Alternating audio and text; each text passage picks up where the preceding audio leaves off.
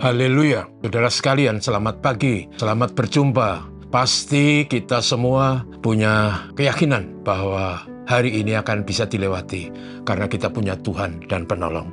Renungan pendek yang saya ingin sampaikan pagi ini adalah dalam kesesakan, carilah Tuhan. Teksnya diambil dari Mazmur 43, ayat 5 berbunyi demikian. Mengapa engkau tertekan, hei jiwaku, dan mengapa engkau gelisah di dalam diriku? Berharaplah kepada Allah, sebab aku bersyukur lagi kepadanya, penolongku dan Allahku. Saudara sekalian, Mazmur pasal 42-44 itu ditulis oleh Bani Korah. Bani Korah adalah anak dari Kehat. Kehat adalah anak kedua dari Lewi yang terkenal. Jadi keturunan Bani Korah itu terkenal karena banyak menulis syair-syair dan lagu-lagu yang kudus yang banyak dinyanyikan oleh umat Israel. Dalam teks yang kita baca tadi dikatakan, mengapa engkau tertekan di jiwaku, mengapa engkau gelisah dalam hatiku? Saudaraku, itulah sebenarnya realita kehidupan. Dalam hidup ini kita sering menghadapi apa yang namanya kesulitan, ada kekecewaan, ada kepahitan, ada bahkan kesusahan yang kadang-kala tidak bisa dihindari dalam realita hidup ini. Sehingga istilah yang dipakai adalah mengapa jiwa kita tertekan. Tak ada rasa tentram, damai. Adanya gelisah, susah, frustrasi, depresi. Walaupun mungkin perut kita kenyang dan bahkan mungkin dompet kita berisi banyak uang. Tetapi situasi hati pikiran kita resah gelisah. Akhirnya kita tidak bisa tidur. Kita mengalami suasana tertekan dalam diri kita. Itu yang ditanyakan oleh pemazmur tadi. Mengapa engkau tertekan di jiwaku? Saudaraku, itulah realita di mana hidup kadang-kala tidak mudah. Dalam situasi itu kita belajar juga bahwa pemazmur yang merasa tertekan itu memberi nasihat kepada kita supaya kita berharap dan bersyukur. Berharaplah kepada Tuhan karena Tuhan adalah penolong kita. Tuhanlah penolong kita. Dan bersyukurlah karena dalam hidup ini apapun situasinya, kalau kita hadapi dengan rasa syukur, itu artinya hati kita diwarnai dengan hati orang beriman yang tahu berterima kasih.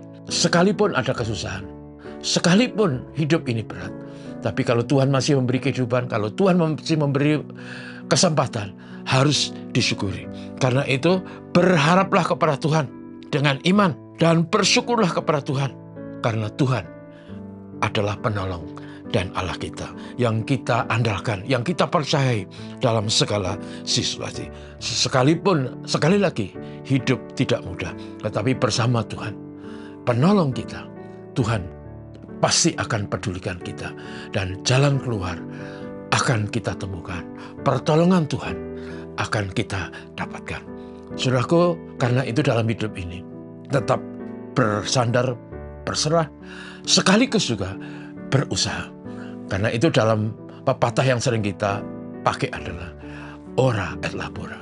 Berdoa karena kita percaya kepada Tuhan, penolong kita. Tapi labora, berusaha bekerja karena rezeki, berkat tidak jatuh dari langit begitu saja. Ada bagian kita yang harus kita lakukan.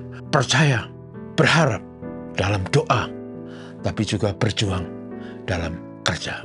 Maka kalau jiwa kita tertekan, pasti Tuhan memberi kekuatan dan pertolongan. Mari kita berdoa. Terima kasih Tuhan. Realita hidup tidak pernah mudah.